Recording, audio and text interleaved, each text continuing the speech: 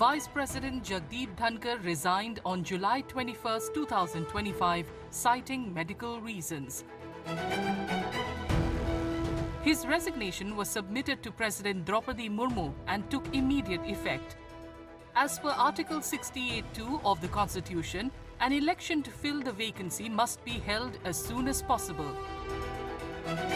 Until then, the Deputy Chairman or a Rajya Sabha member authorized by the President discharges the Rajya Sabha duties of the Vice President.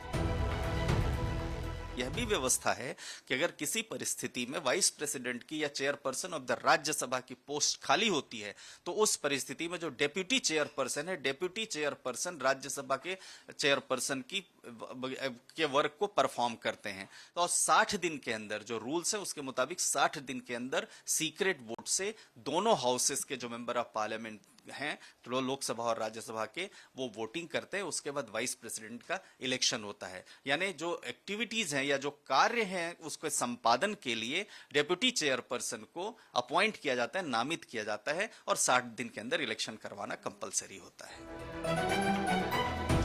The Vice President of India is elected by all members of Parliament from both Lok Sabha and Rajya Sabha, including nominated members. Each MP votes by ranking the candidates in order of preference. If no one gets a majority in the first count, the votes are transferred based on second choices until one person gets more than half the votes. The voting is done through secret ballot. Vice President is elected by an electoral college which consists of members of both the Lok Sabha and the Rajya Sabha, and the voting is secret. It is through secret ballot. That's why you hear of cross voting and all that.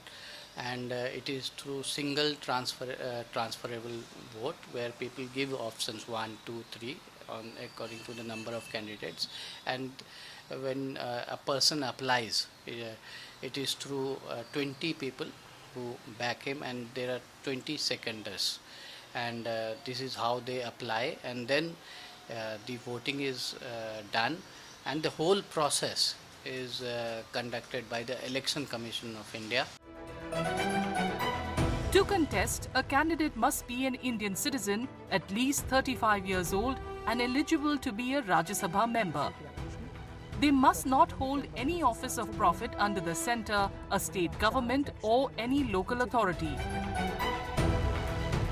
Once elected, the new Vice President serves a full 5-year term from the day they assume office, regardless of when the vacancy occurred.